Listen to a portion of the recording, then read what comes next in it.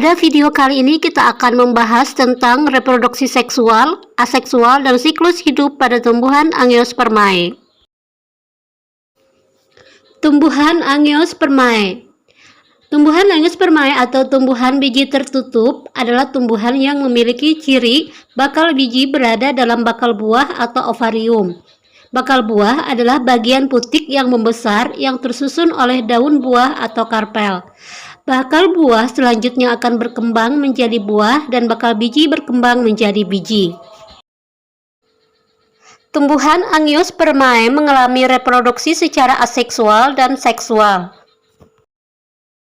Reproduksi Angiospermae secara aseksual disebut juga reproduksi secara vegetatif, yaitu perkembangbiakan tumbuhan dapat menghasilkan individu baru tanpa melibatkan proses fertilisasi. Keturunan yang dihasilkan dari reproduksi ini memiliki sifat atau karakter yang sama dengan sifat induk, terdiri atas aseksual alami dan buatan. Reproduksi aseksual atau vegetatif alami meliputi 1. Rizoma atau akar tinggal, contohnya pada jahe. 2. Secara stolon atau geragih, contohnya pada stroberi. 3. Umbi lapis, contohnya bawang merah. 4. Umbi batang, contohnya pada kentang. 5. Umbi akar, contohnya pada singkong. 6. Secara tunas, contohnya pada pisang. Dan 7. Tunas adventif, contohnya pada cocor bebek. Reproduksi aseksual atau vegetatif buatan, contohnya mencangkok. Kelebihan mencangkok adalah tanaman yang dihasilkan memiliki sifat seperti induk dan cepat berbuah. Kekurangannya yaitu pada perakaran tanaman ini kurang kuat. Cangkok dilakukan pada tanaman berkayu seperti mangga, rambutan, kelengkeng, dan jeruk. 2. Menempel atau okulasi. Digunakan oleh petani untuk mendapatkan tanaman unggul dari 2 atau lebih tanaman yang sejenis. 3. Menyambung atau enten. Pada satu pohon, tanaman hasil enten dapat menghasilkan 2 atau lebih buah atau bunga dengan sifat yang berbeda. 4. Merunduk. Contohnya pada tanaman alamanda. 5. Stek. Contohnya pada tanaman singkong.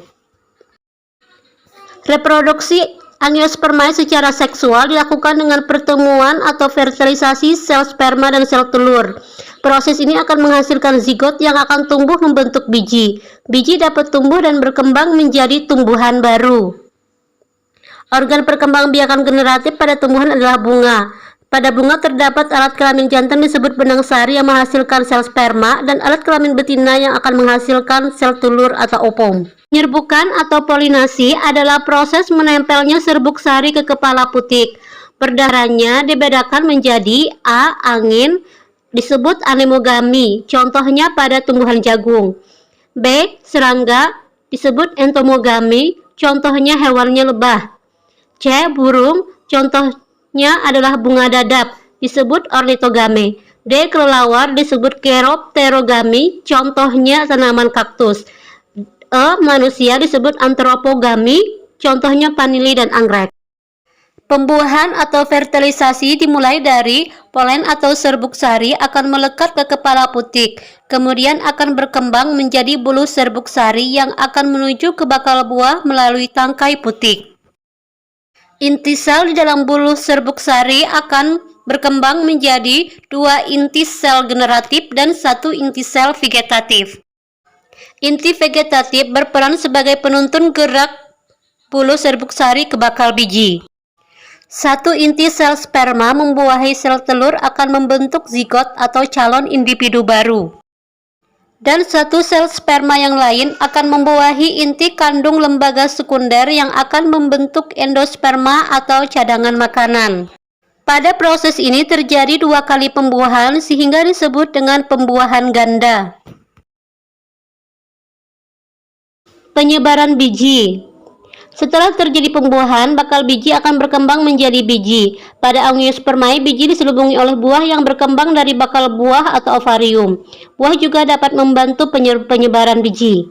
Penyebaran biji dapat terjadi dengan bantuan angin, disebut anemokori, contohnya biji bunga dandelion. B. Hidrokori dengan bantuan air, contohnya kelapa dan bakau. C. Antropokori dengan bantuan manusia, contohnya manusia menanam padi dan menanam jagung. D. Zookori dengan bantuan hewan terdiri atas entomokori dengan perantaraan serangga, contohnya adalah wijen dan tembakau. Keropterokori dengan perantara kelelawar, contohnya jambu, biji, dan pepaya. Ornitokori dengan perantara burung, contohnya adalah beringin dan benalu.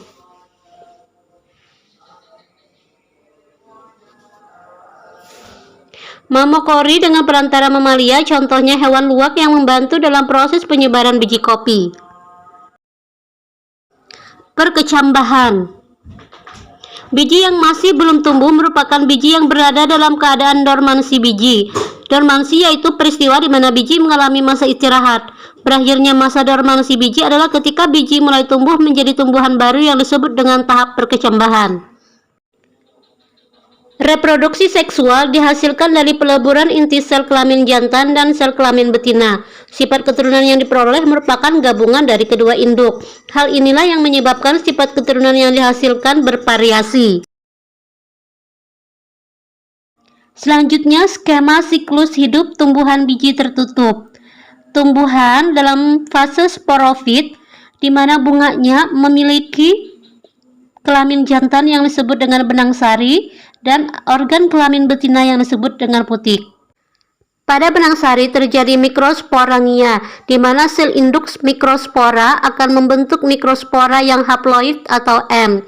Akan terbentuk serbuk sari. Serbuk sari akan berkembang menjadi buluh serbuk sari yang akan menghasilkan sel sperma 1 dan sel sperma 2. Di putik terjadi peristiwa megasporangia, di mana sel induk megaspora akan menghasilkan megaspora dalam bentuk haploid atau M, yang akan berkembang menjadi kantong embrio, di mana terdapat sel telur dan inti kantong lembaga sekunder.